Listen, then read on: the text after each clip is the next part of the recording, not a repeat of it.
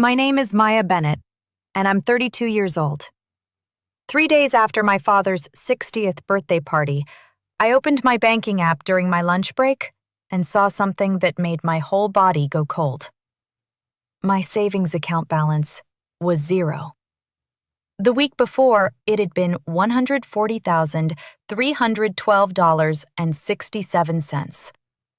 8 years of saving, 8 years of skipped vacations, cheap coffee, old clothes, and telling myself, not now, maybe later. All of it was gone. I called the bank with my hands shaking so badly I could barely hold the phone. The woman on the line checked the account, paused, then said the words I still hear in my head. The transfer was approved by Richard Bennett, the co-owner of the account. My father. When I confronted him, he didn't cry. He didn't apologize. He laughed. We needed it more than you, Maya. You have a stable job. You can earn it back. And in that moment, something inside me changed. It didn't break. It opened. My voice was calm when I said, "Then you won't mind what happens next." Before I tell you what happened when the doorbell rang at my brother's housewarming party, subscribe and stay with me, because this is a story about family betrayal, stolen money, and the day I finally stopped being the person everyone could use. To understand why I made that choice, I need to start from the beginning. I grew up in Aurora, Colorado, in the kind of family most people would call comfortable. My father, Richard Bennett, worked for more than 30 years as a branch manager at a regional bank before retiring. My mother, Linda, was a homemaker who believed her main job was keeping the family together, no matter what it cost. From the time I was old enough to understand words, I understood one rule above everything else. Family comes first. It was repeated at every holiday, every phone call, every argument, every time someone needed money. Family takes care of family. Those who have more should share with those who have less. Blood is thicker than water. My younger brother Dylan was 4 years younger than me. Somewhere along the way, my parents decided he was the one who needed help the most. Boys need more support, my mother would say. Dylan has potential. He just needs the right chance. I learned early that my role was different. I was the responsible one, the reliable one, the easy child, the one who got scholarships, worked part-time jobs starting at 16, and never asked for much. When I was 17, my father added his name to my bank account. Just in case something happens, he said in that calm banker voice of his. This way, I can help you manage things if there is ever an emergency. I never questioned it. I never removed him. Why would I? He was my father. He would never hurt me like that. That is what I told myself for 15 years. Looking back now, I can see how the foundation was built. Every family first speech, every time I was praised for being low maintenance, every small reminder that my needs came second. It was all preparing me for something. I just didn't know what. Let me show you the receipts. I kept all of them. That is probably the data analyst in me. In 2016, I was 24 and had just been promoted to my first senior position at Northline Analytics, a tech company in downtown Denver. That same year, my parents called. The roof was leaking. They couldn't afford repairs. Could I help? I transferred $15,000. Between 2017 and 2020, Dylan's college tuition kept coming up short. Scholarships fell through. Financial aid wasn't enough. Mom cried on the phone about how Dylan might have to drop out. I covered $28,000 in tuition gaps. In 2019, Mom was diagnosed with severe rheumatoid arthritis. Insurance didn't cover everything. Dad said they were drowning in medical bills. I paid $12,000. In 2021, Dylan had a business idea. A real estate investment that was guaranteed to pay off. He just needed startup money. He promised to pay me back within a year. I loaned him $8,000. I never saw a cent of it again.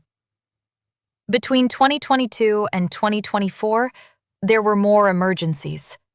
Car repairs, unexpected bills, holiday expenses they couldn't quite cover. Another $24,000, piece by piece. In 10 years, I gave my family more than $87,000. I tracked every dollar in a spreadsheet. Date, amount, reason, category. Not because I expected to be paid back. I tracked it because numbers made me feel safe. Numbers don't lie. You know what I never received? A thank you card. A real apology. Even a simple, honest, "Maya, we know you gave up a lot." What I got instead was this. "You have a good job, Maya. You don't have kids. You can afford it. Family helps family." I was never treated like a daughter who sacrificed. I was treated like the family ATM. And Dylan was still called the one with potential. Even after everything I gave away, I had one dream. A quiet dream. A simple dream. I wanted a house. Not a mansion, not some huge showpiece. Just a modest home somewhere outside Denver, with a small backyard where I could plant flowers. A living room big enough for friends. Walls that belonged to me. I started saving seriously when I was 24, right after my first promotion. I set up automatic transfers. I opened a separate, high-yield savings account. I lived in a small apartment. I drove a 10-year-old Honda. I made coffee at home instead of buying it every morning. My goal was $150,000. Enough for a strong down payment on a decent house. After 8 years of discipline, sacrifice, and telling myself no over and over again, I had saved $140,312.67. I was so close, I could almost feel the keys in my hand. I had already toured 3 houses. The third one was perfect. A craftsman-style home in Littleton with a wraparound porch, hardwood floors, and a backyard with space for a garden. The asking price was $735,000. I planned to make an offer the week after Dad's birthday party. Here is the part that still haunts me. 2 years before everything fell apart, I almost removed my father from that savings account. I was updating my financial information, and the bank representative asked if I wanted to change the co-owner status. I hesitated.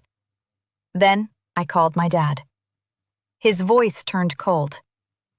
"You don't trust your own father after everything I've done for you?" I apologized. I left his name on the account. That decision cost me $140,312.67. My father's 60th birthday party was held on a Saturday in early June at my parents' house in Lakewood, Colorado. About 20 people came. Aunts, uncles, cousins, old family friends, neighbors who had known us for decades. The decorations were elegant. The food was catered. Later, I learned Dylan had borrowed money to pay for it. Everyone smiled and played the part of a happy family. My father gave a speech about gratitude and legacy. My mother looked at him like he was the hero of some movie. Dylan stood beside them while everyone called him an up-and-coming real estate investor. No one mentioned that his last 3 investments had failed. No one mentioned that I had helped fund 2 of them. I sat in the corner with a glass of wine, watching the performance. Several relatives asked me the usual questions. "Still renting? No house yet? When are you getting married?" I smiled and gave polite answers. But I noticed something. My father and Dylan kept whispering to each other. They would glance at me, then look away when I caught them. Something was happening. Something I was not supposed to see. Near the end of the party, my Aunt Helen pulled me aside.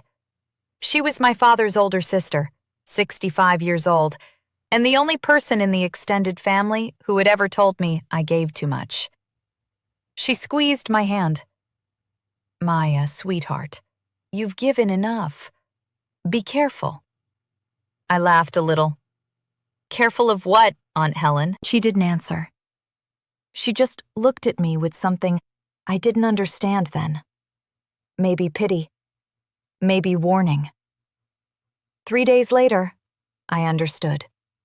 It was Tuesday morning when my world collapsed. I was at my desk at Northline Analytics, reviewing quarterly reports, when my phone buzzed with an email notification. The subject line said, "Transaction Confirmation, Mountain West Federal." At first, I thought it was spam.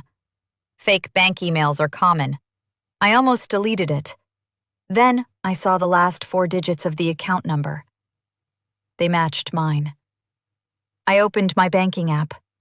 Savings account balance, $0. For a full 30 seconds, I could not breathe. I stared at the screen, waiting for it to change. A glitch, a display error, anything.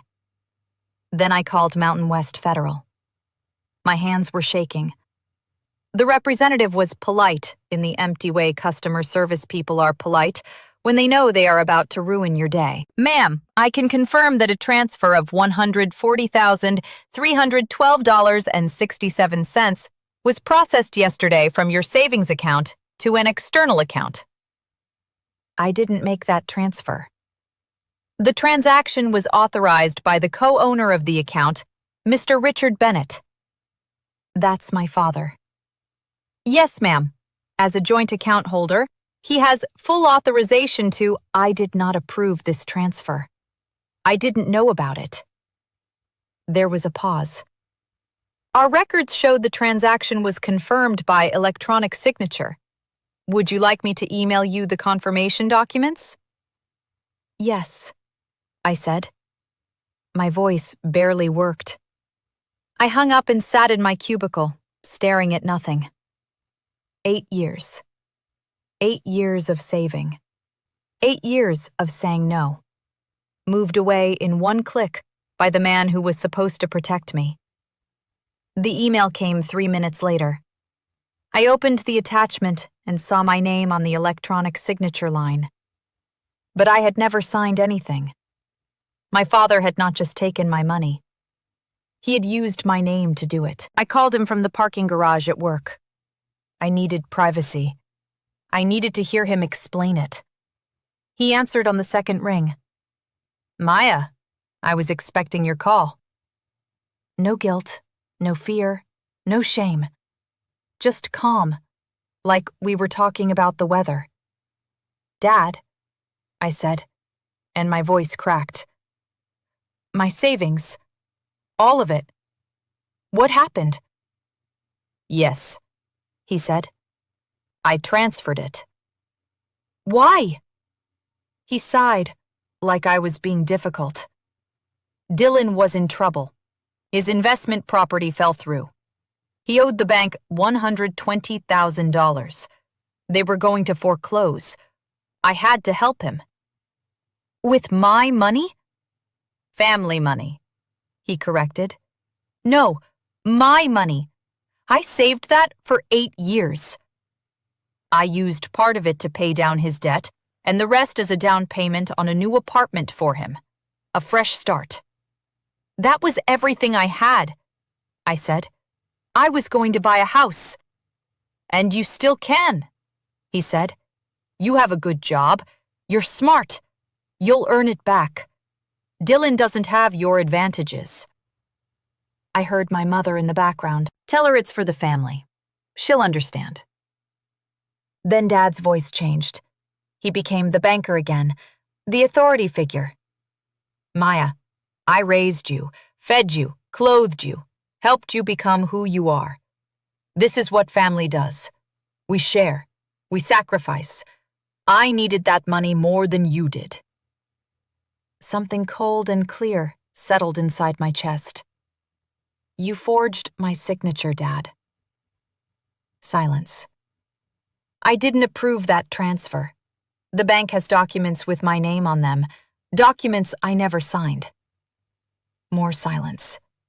Then he said, "You're overreacting." I wasn't. That night, I called Marcus Webb. Marcus and I had been friends since college.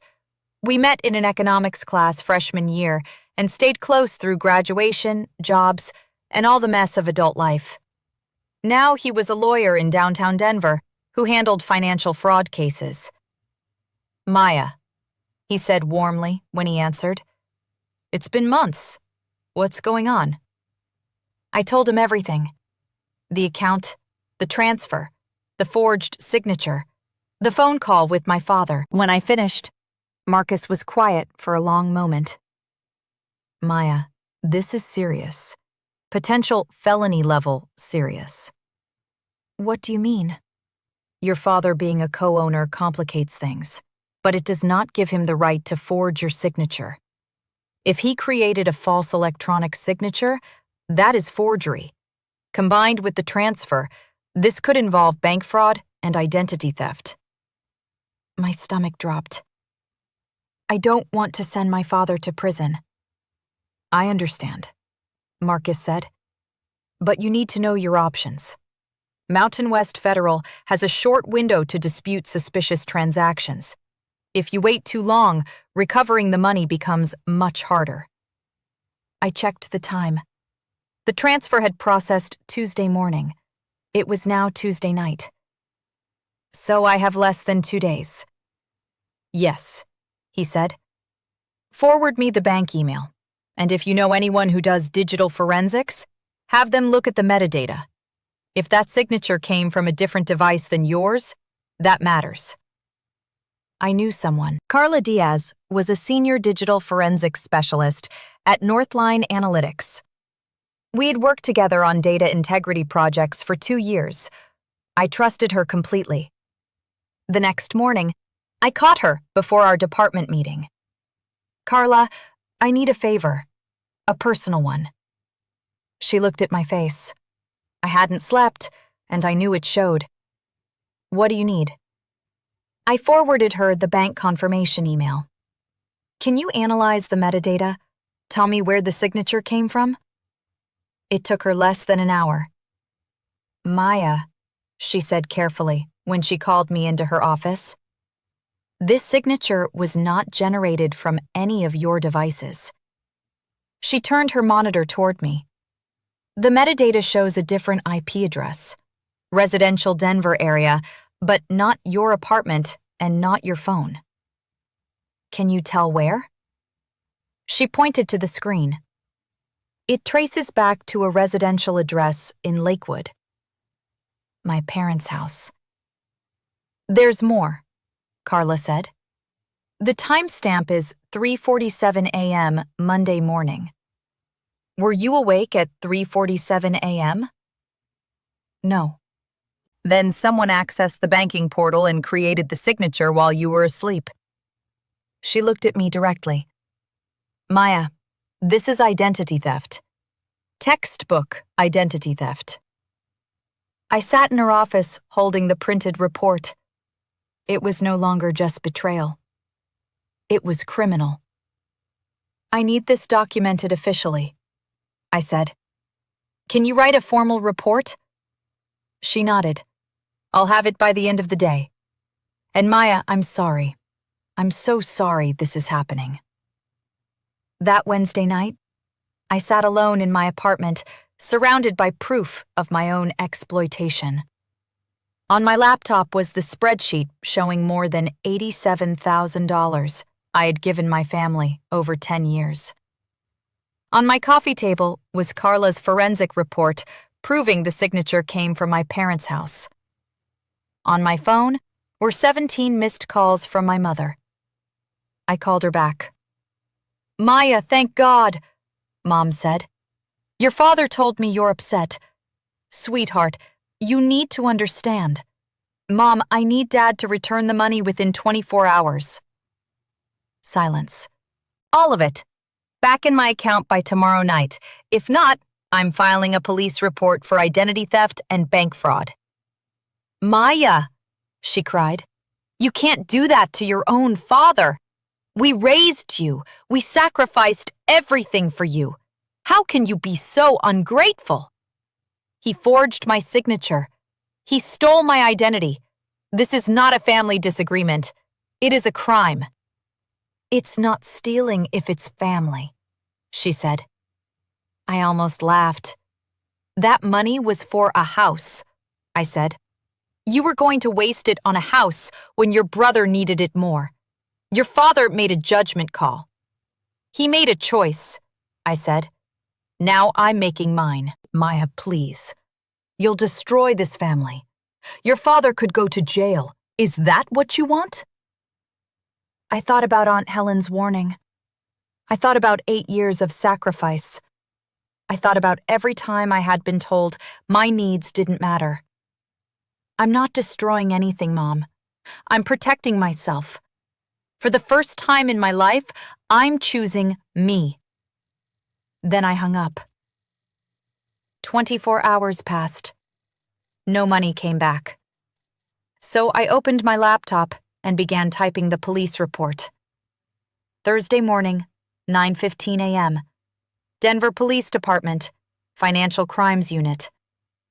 I sat across from Detective Sarah Mitchell, a woman in her 40s, with sharp eyes and a no-nonsense voice. On the desk between us were Carla's forensic report, my bank statements, my family support spreadsheet, and a printed copy of the fake signature confirmation. Detective Mitchell reviewed every document carefully. When she finished, she looked up. Ms. Bennett, based on what you've given me, this appears to meet the criteria for identity theft and potentially bank fraud. The forged electronic signature is very important evidence. What happens now? We open an investigation. I'll coordinate with Mountain West Federal's fraud department. If their internal investigation confirms this, we can move forward. She handed me a form. This is your official identity theft report. You'll need it for the bank dispute. I signed my name, my real signature. My hand was steady. Detective Mitchell's voice softened. I see a lot of financial crimes. Family cases are always the hardest. Are you prepared for what this might mean? My father made his choice, I said. Now he can face the consequences. She nodded. We'll be in touch. I was almost at the door when she called after me. One more thing. When we ran your name, something flagged. There is a personal loan for $25,000 opened in your name 6 months ago. Were you aware of that? I froze. No, I never applied for any loan. Detective Mitchell made a note. Then we may be looking at multiple counts of identity theft. The family attack started within hours. My phone filled with messages, voicemails from my mother, each one more dramatic than the last. How could you do this to us? Texts from Dylan. You're dead to me. Calls from relatives who had not spoken to me in years, suddenly ready to tell me what a terrible daughter I was. Friday morning, my father called. His voice was ice. I heard what you did, Maya. Going to the police about your own father. You stole my money and forged my identity. What did you expect? I expected you to be loyal. You gave me guilt and expectations, Dad. I earned everything else myself. You think the police will believe you over me? I was a bank manager for 32 years. I have friends. Reputation. I'm the daughter with forensic proof that you committed identity theft from your own IP address at 3:47 in the morning. Silence. Then he said, I'm giving you one last chance. Drop this. Tell the police you made a mistake. We can still fix this as a family. The only thing that needed fixing was my boundaries, I said. Consider them fixed. Then I hung up. An hour later, my cousin Rachel texted. Heard what you did to Uncle Richard. That's cold, Maya. He's family. Then Aunt Patricia. Your mother is devastated. I hope you're happy. Then Uncle Thomas from California. What's this I hear about police? Call me. Only one message mattered. Aunt Helen. I support you. Stay strong. I saved that one. On Saturday, exactly 1 week after Dad's birthday party, I saw the Facebook post. Dylan had created an event page. The header image showed a beautiful apartment with floor-to-ceiling windows and a view of downtown Denver. The caption said, Housewarming party. Come celebrate my new place in the Highlands. Saturday, June 15th, 6 p.m. Can't wait to show you all what hard work and smart investing can achieve. Hard work. Smart investing. My stomach turned. 45 people had already responded. Dylan's coworkers, college friends, family members, neighbors. My parents were listed as co-hosts. The apartment address was visible. A trendy building in the Highlands, one of Denver's most expensive neighborhoods. I looked up the listing. 2 bedrooms, modern finishes, open floor plan, estimated value, $400,000. The down payment alone would have been at least $80,000. I did the math. My father had transferred $140,312.67 from my account. He said he used part to pay Dylan's debt and the rest for this apartment. My brother was hosting a party to celebrate a home bought with my stolen money. And I was sitting in my rented apartment wondering if I would ever have mine. I noticed I was not invited. Of course I wasn't. But someone else noticed too. Aunt Helen commented on the post. Lovely apartment, Dylan. Where did you find the money for such a nice down payment? Dylan replied, Family helped out. You know how it is. Yes, I knew exactly how it was. The party was in 8 days. I made a phone call. 5 days after I filed the police report, Mountain West Federal called me. This is Daniel Torres from our fraud resolution team, the man said. I'm calling about your disputed transaction. I sat up straight at my desk. Yes. We completed our preliminary investigation. Our internal analysis, combined with the forensic report, confirms that the electronic signature was not created from any device connected to your banking profile. I held my breath. The IP address and device fingerprint match a residential location in Lakewood, Colorado. That address belongs to the secondary account holder, Richard Bennett. So you're confirming fraud? We are confirming the authorization was created without your knowledge or consent using forged credentials. Under our terms and federal banking rules, this is an unauthorized transaction. What happens now? We've frozen relevant accounts pending the criminal investigation. We've also sent our findings to Denver police. And my money? Once the criminal investigation reaches the next step, we can begin the process of reversing the fraudulent transfer. Given the evidence, you should expect full restitution within 30 to 60 days. I thanked him and hung up. Then I called Detective Mitchell. The bank confirmed the fraud. Good, she said.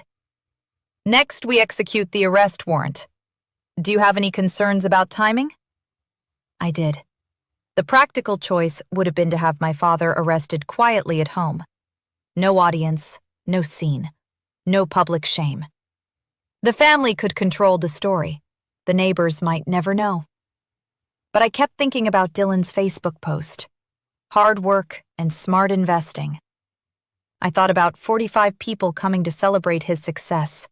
A success built on my stolen savings. They wanted an audience for the lie. Maybe they deserved an audience for the truth. Wednesday night, Aunt Helen called. Maya, honey, I heard about the investigation. How are you holding up? I'm okay. I'm deciding something. The housewarming party is Saturday, she said. Your Uncle Thomas is flying in from California. Most of the extended family will be there. Something clicked into place. Everyone will be there to see Dylan's big moment. Yes, she said. Richard has been calling everyone, making sure they come. He wants a big show of support. She paused.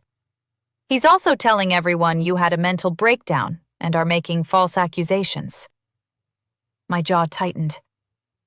Is that so? I thought you should know. Whatever you decide, I support you. I thanked her and hung up.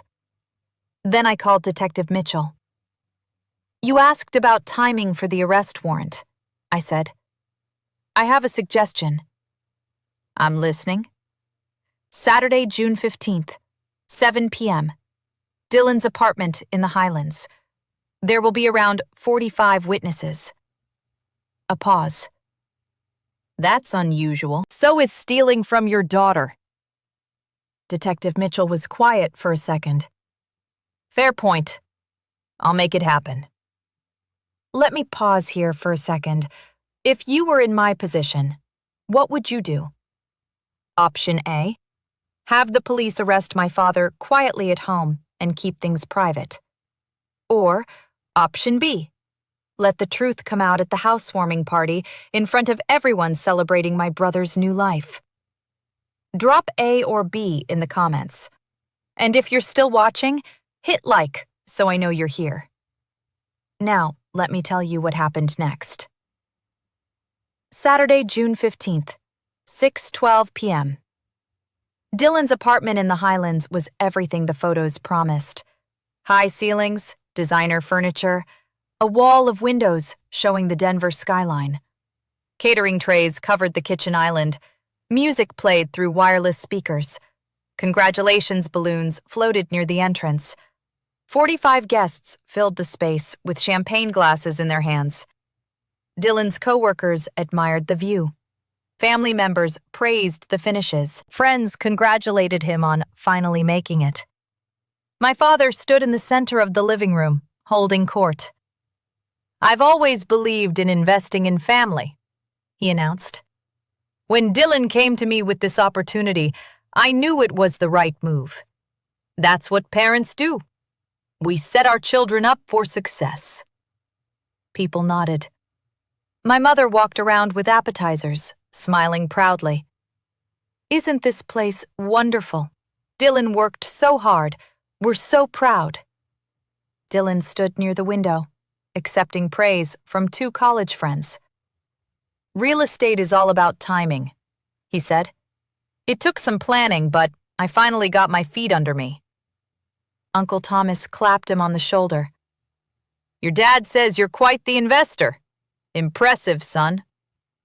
Nobody mentioned me. Nobody asked where I was. Nobody questioned how a struggling investor suddenly bought a $400,000 apartment in one of Denver's most expensive areas. Or almost nobody. Aunt Helen stood near the kitchen, watching my father. At 6:52 p.m., she made her move. She stopped Dylan near the hallway. Her voice was pleasant, but loud enough to carry. Dylan, sweetheart, this apartment is stunning. What did it cost, if you don't mind me asking? Dylan's smile flickered. Around $400,000. It was a great deal. And where did you find the down payment? Last I heard, you were having trouble with your other properties. Several heads turned. The room started to quiet. Dad helped out, Dylan said carefully. You know, family support. Mm-hmm, Aunt Helen said. And did Maya contribute anything? Dylan's face went pale. What? No, Maya had nothing to do with this. Really? Aunt Helen asked. Because I spoke to her this week and she mentioned something interesting about a bank transfer. Around $140,000, I believe. The nearest guests stopped talking. My mother's smile froze. My father pushed through the crowd, his face dark. Helen, he said sharply, this is not the time or place. Isn't it? Aunt Helen turned to him. Richard, where did the money for this apartment come from? The truth, please. That is family business. Did you take money from Maya's savings account without her permission? The room went completely silent. 45 pairs of eyes fixed on my father. His mouth opened, closed, opened again. Then the doorbell rang. My father's face went white. Aunt Helen said quietly, "That would be the police." Dylan opened the door. 2 uniformed officers stood in the hallway. Behind them was Detective Mitchell, in plain clothes. "We're looking for Richard Bennett." The room filled with confused whispers. My mother rushed forward. "What is this? This is a private party." "Ma'am, please step aside," Detective Mitchell said, showing her badge. She looked at my father. "Mr. Richard Bennett, you are under arrest for bank fraud, identity theft, and forgery." "This is ridiculous," my father said, but his voice cracked. "This is my family. My daughter is mentally unstable. She's making things up." Detective Mitchell's voice stayed calm. "Sir, we have forensic evidence showing that an electronic signature was forged from your home computer at 3:47 a.m., authorizing a transfer of $140,312.67 from your daughter's account. We also have evidence of a $25,000 loan opened in her name without her knowledge." The officer turned my father around and guided his hands behind his back. The sound of the handcuffs was impossibly loud. My mother fell against the wall, sobbing. "Richard, Richard." Dylan stood frozen, with a champagne glass in his hand. Uncle Thomas stepped away from him like he had touched something dirty. "What the hell is going on?" he said. The officers led my father toward the door. His head was down. His calm banker face was gone. As he passed Aunt Helen, she spoke softly. "You should have returned the money, Richard. She gave you a chance." The door closed behind him. 45 people stood in silence. Then someone whispered, "He stole from his own daughter?" Detective Mitchell stayed behind for a moment. "For anyone wondering," she said, "Mr. Bennett is accused of stealing $140,312.67 from his daughter's savings account and forging her digital identity to authorize the transfer. A separate fraudulent loan of $25,000 was also opened in her name. The down payment for this apartment came from those stolen funds." Uncle Thomas turned to Dylan. "Is that true? This apartment was bought with Maya's money?" "I didn't know," Dylan stammered. "Dad said she agreed. He said she wanted to help." "She filed a police report," Aunt Helen said. "Does that sound like someone who agreed?" One of Dylan's co-workers set down her glass. "So this whole party," another guest finished the sentence. "We were celebrating an apartment bought with stolen money." People started moving toward the door. One of Dylan's friends shook his head. "Dude, I thought I knew you." Within 15 minutes, half the guests had left. The ones who stayed stood in small groups, whispering and looking at Dylan and my mother like they were watching a car accident. My mother sat on the expensive new couch, mascara running down her face. "This can't be happening," she whispered. "This isn't happening." Uncle Thomas approached her. "Linda, did you know?" She didn't answer. That was answer enough. "I flew in from California for this," he said. "I'm done with Richard, and I'm done pretending this family isn't rotten." I arrived at 7:45 p.m., after the police had left. The apartment door was still open. No one had thought to close it. I walked into a room that looked like a party had died in the middle of itself. Half-empty champagne glasses, untouched food, congratulations balloons floating above everyone like a bad joke. About 15 people remained. They all turned when I entered. My mother jumped up from the couch. "You," she said. "You did this. You destroyed everything." I held up one hand. Something in my face made her stop. "I didn't destroy anything, Mom. I reported a crime. There is a difference." I set a folder on the kitchen island. Inside was my spreadsheet, showing $87,000 in support over 10 years.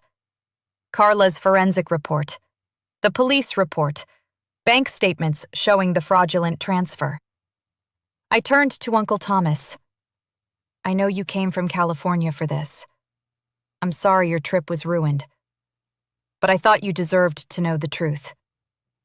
He opened the folder and scanned the papers.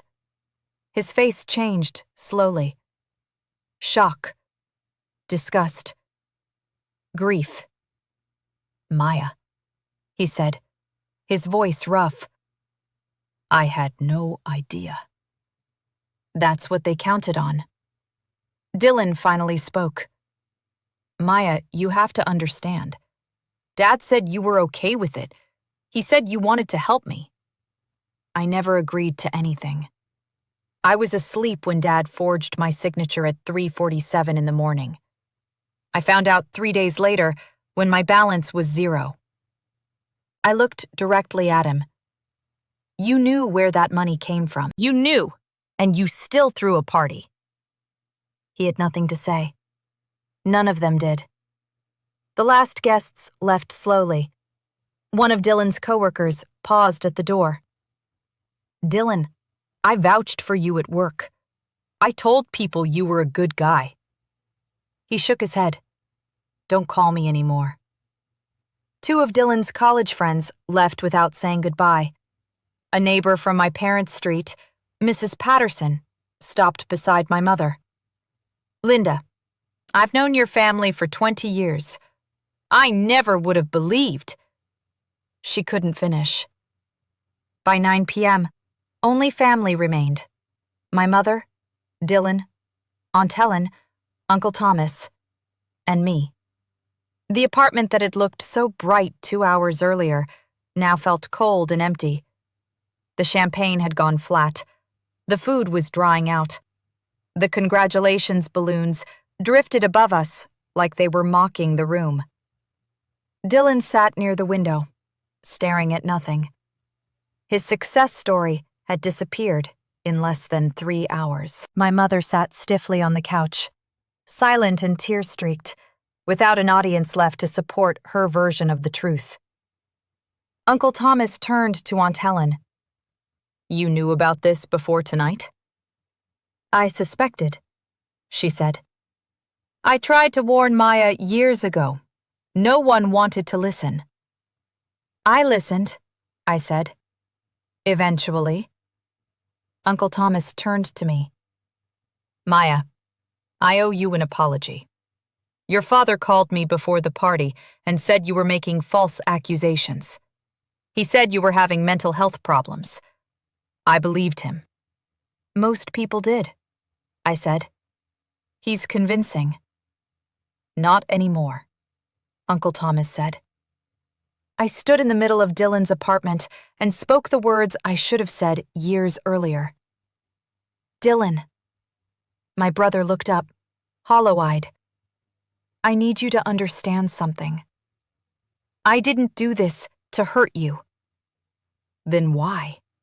he asked. "Because you hurt me. You and Dad took my life savings, money I spent 8 years earning, and used it to buy this apartment. Then You threw a party to celebrate. You posted about hard work and smart investing.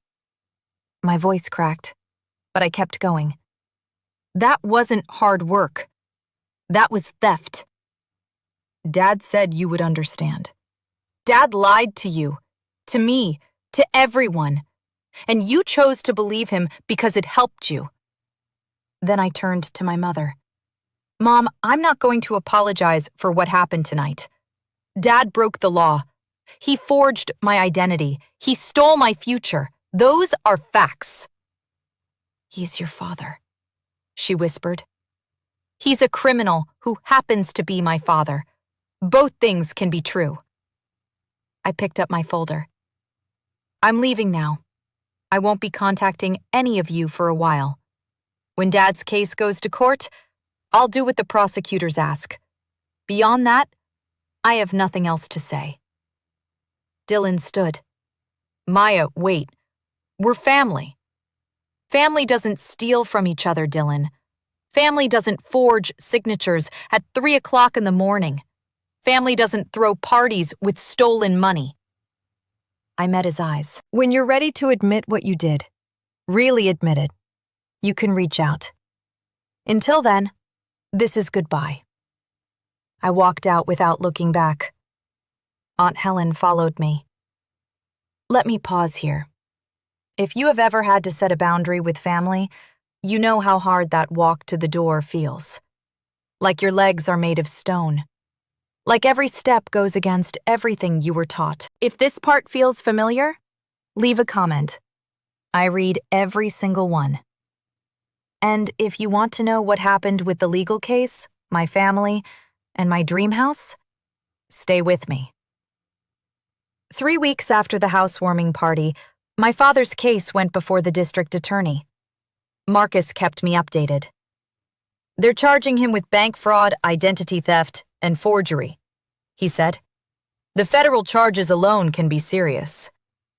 How serious? The maximum is severe, but given his age, clean record, and the family situation, the DA is offering a plea deal.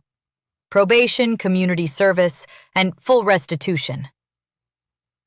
And the $25,000 loan? Separate investigation, but the bank already flagged it as fraudulent. It should be removed from your credit report within 60 days. In late July, my father accepted the plea deal. I was not at the hearing. Marcus texted me afterward. It's done. He pleaded guilty. Restitution order signed. 1 week later, $140,312.67 appeared in my new bank account. The new account had one name on it. Mine. No co-owners, no exceptions. The money felt different now. Heavier. I had earned it twice. Once through years of work, and once through the hardest fight of my life. But the numbers were real. The balance was restored. The fraud had been documented, investigated, and handled through the law. I called Mountain West Federal and closed the old account permanently. Are you sure, Ms. Bennett? The representative asked. This account has been open since you were 17. I'm sure, I said. That account was never really mine. Is there anything else we can help you with today? I thought about it. Yes, I said. I'd like information about mortgage pre-approval. The social fallout came fast. Dylan had to sell the Highlands apartment within 2 months. The market had softened. The story had spread. He sold at a loss of $35,000. Money he did not have. Debt he could not escape. His real estate dreams collapsed. Word spread through Denver's investor circles. That's the guy who used his sister's stolen savings. Doors closed. Calls stopped being returned. My mother retreated into isolation. Church friends, book club, neighborhood coffee group. They had all heard enough to understand what happened. She stopped going to Sunday services, stopped hosting, stopped answering the door. Uncle Thomas kept his word. He cut off all contact with my father. When my mother tried to reach out, he sent one text. "You knew, Linda. You knew and did nothing. I have nothing to say to you." The extended family split in predictable ways. Some relatives distanced themselves from my parents. A few sent me private messages of support. Others went quiet. Aunt Helen told me about a family funeral 2 months later. "Your father tried to attend," she said. "Thomas blocked him at the door and told him he wasn't welcome." It was the first time I ever saw Richard cry. I felt nothing when she told me. No joy, no victory. Just a quiet understanding that actions have consequences. And some consequences cannot be undone. "Does it feel like enough?" Aunt Helen asked. "It feels like reality," I said. "That's all I ever wanted." In the weeks after the arrest, something unexpected happened. I started getting messages from strangers. Carla had shared my story anonymously in a support group for identity theft victims. The response was overwhelming. One person wrote, "This happened to me too. My mother opened 6 credit cards in my name. Your story gave me the courage to report it." Another wrote, "I've been paying off my brother's loans for 12 years. I thought I was the only one. Thank you for making me feel less alone." Another said, "My dad told me family doesn't keep score when he asked me to co-sign his mortgage. Now I'm $80,000 in debt and he won't return my calls. How did you find the strength to fight back?" I answered every message I could. Some people needed resources, fraud reporting steps, lawyer referrals, credit repair information. Some just needed to know someone understood. At work, people had heard what happened. Coworkers I barely knew stopped by my desk to say they were proud of me. My manager, Janet, called me into her office. "Maya, I heard about what happened with your family. What you did took real courage. Most people would have let it go to keep the peace. You didn't." "I couldn't," I said. "Not this time." "Well," she said, "I admire you for it. And if you need time off for court, therapy, or anything else, it's yours." Aunt Helen became my Sunday dinner person. Every week she came over with a bottle of wine and a listening ear. One night, she told me something I never knew. "Your grandmother did something like this to me 40 years ago," she said. "I never had the courage to fight back. I'm proud of you for doing what I couldn't." In September, 2 months after my father's sentencing, a handwritten letter arrived. The return address was my parents' house. My mother's handwriting. I opened it at my kitchen table, already bracing myself. She wrote, "Dear Maya, your father and I have had time to think about everything that happened. I want you to know that I'm sorry if you felt hurt by our actions. Families should support each other, and I understand now that things did not go the way you expected. Your father only wanted to help Dylan. He has always been a good provider, and his instinct has always been to put family first. Sometimes that means making hard choices not everyone understands. I'm asking you, as your mother, to consider forgiveness. Holding on to anger only hurts you. Please come home. We can work through this together. We are still your parents, and we still love you. Mom." I read the letter 3 times. I noticed what was missing. No clear admission. No real responsibility. No statement that what they did was wrong. "I'm sorry if you felt hurt" is not an apology. It is a way to avoid one. I wrote back the next day. "Mom, thank you for reaching out. But I can't return to a relationship where my boundaries are not respected and my harm is not acknowledged. Dad did not just make a hard choice. He committed crimes, crimes he pleaded guilty to in court. When you are ready to acknowledge that clearly, without excuses, I am willing to talk. Until then, please respect my need for space. Maya. I did not hear back. In October, Dylan reached out. His email was shorter and seemed more genuine at first. Maya, I know I messed up. I want to make things right. Can we meet for coffee? Please, just hear me out. Against my better judgment, I agreed. I chose a busy coffee shop downtown. Public, neutral, with plenty of people around. Dylan looked smaller when he walked in. The confident real estate investor was gone. He had lost weight. His clothes looked slept in. Thanks for coming, he said. I know I don't deserve it. You're right, you don't. I want to apologize. Really apologize. What Dad did, what we did, was wrong. I should have questioned where the money came from. You did question it, I said. Then you decided the answer didn't matter because you were getting what you wanted. He flinched. That's fair. I didn't come here for fairness. I came to see what you actually wanted. There was a long pause. Then he said quietly, Dad's probation is making things hard for him. If you could maybe talk to the DA and ask them to reduce— Stop. He stopped. You didn't come to apologize, I said. You came to ask me to help Dad again. Maya, he's our father. I stood up. He stopped being my father when he forged my signature at 3:47 in the morning. I picked up my bag. Goodbye, Dylan.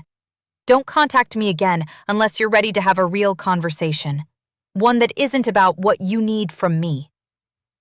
I left my coffee untouched. November brought the first real cold of the season, and my first Thanksgiving without my parents. Aunt Helen invited me to her house in Berkeley, Denver. When I arrived, the table was set for 2. Simple, warm, candles glowing in the fading light. I hope you like turkey, she said, pulling me into a hug. I made too much, as always. Over dinner, we talked about peaceful things. Her garden, my work, a book club she had joined. For once, nobody asked me for money. Nobody guilted me. Nobody told me to be the bigger person. During dessert, she told me the story she had mentioned before. I was your age when my mother opened a credit card in my name, she said. She maxed it out. I didn't know until I tried to buy my first car and got denied. What did you do? Nothing, she said. I was too scared. I spent 8 years paying off a debt that was never mine. That wasn't your fault. No, she said, but it was my lesson. She reached across the table and squeezed my hand. What you did, Maya? Standing up, filing that report, demanding accountability? That is what I should have done 40 years ago. Tears filled my eyes. Sometimes I still wonder if I did the right thing. You did, she said firmly. Protecting yourself is not betrayal, it is survival. And real family is the people who love you enough to want you to survive. I squeezed her hand back. Thank you for being real family. 6 months after my father's arrest, I signed the papers for my new house. It wasn't the craftsman home I had first loved. That one had sold while I was fighting for my stolen savings. But the house I found was better. A charming split level in Littleton, Colorado, with a wraparound porch, a renovated kitchen, and a backyard big enough for the garden I had always wanted. Purchase price? $735,000. Down payment? $147,000. My recovered savings, plus 6 more months of saving. The closing happened on a Thursday afternoon in December. I sat at a conference table surrounded by real estate agents, mortgage officers, and stacks of paperwork. I signed document after document. Every signature was mine. Only mine. When it was done and the keys were placed in my hand, I sat in my car outside the title company and cried. Not because I was sad, because I was free.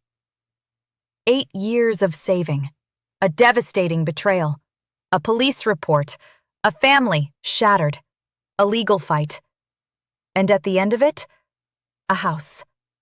My house, in my name only. That evening, I drove to the property. The moving truck would not arrive until the weekend, so the house was empty. Every room echoed. But it echoed with possibility. I walked through each space slowly, running my fingers along the walls. These walls belonged to me. The backyard was brown with winter, but I could already imagine spring. Flowers by the fence, tomatoes near the back corner, a small table for morning coffee. Then the doorbell rang. Aunt Helen stood on the porch, holding a pot of red roses. "Housewarming gift," she said, her eyes shining. "For your garden." I pulled her into a hug so tight neither of us could breathe. "Welcome home, sweetheart," she whispered. And for the first time in my life, I knew it was true. I was home. I am writing this from the porch of my new house 6 months after moving in. The garden is thriving. Aunt Helen's roses bloomed in May, deep red against the green lawn.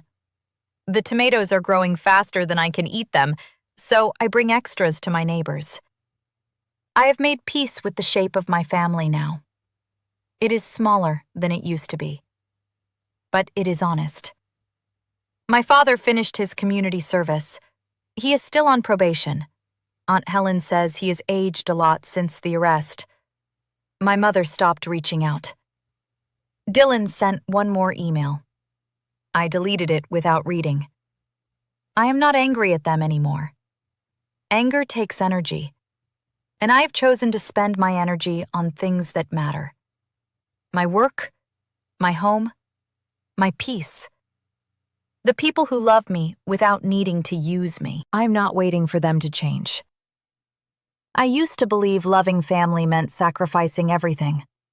My savings, my dreams, my boundaries. I thought saying no meant saying I didn't love them. I was wrong. Real love does not require you to destroy yourself. Real family does not turn your loyalty into a weapon. And setting boundaries is not betrayal. It is the beginning of a healthy life. I don't know if my parents will ever understand that. I don't know if Dylan will ever become the kind of man who can take responsibility for what he did. But I know this. I am not responsible for their understanding. I am responsible for my own life, my own healing, my own integrity. And for the first time in 32 years, that life belongs completely to me. I close my journal and look out at the sunset, turning my garden gold. I chose myself. Finally. It was the hardest thing I ever did. And it was worth it. Before we end, I want to say something to anyone who felt this story in their chest. If you have been the family ATM, the reliable one, the one who always gives, please hear me. You deserve better. Your loyalty is not a blank check. Your love is not permission for people to use you. Your future matters too. Setting boundaries is not selfish. It is necessary. Forgiveness does not always mean going back. And sometimes choosing yourself means letting go of people who only valued what you could give them. If this story made you feel seen, leave a comment and tell me your thoughts. And if you want more emotional stories about family betrayal, boundaries, and quiet justice, subscribe and stay with us. Until next time, Protect your peace.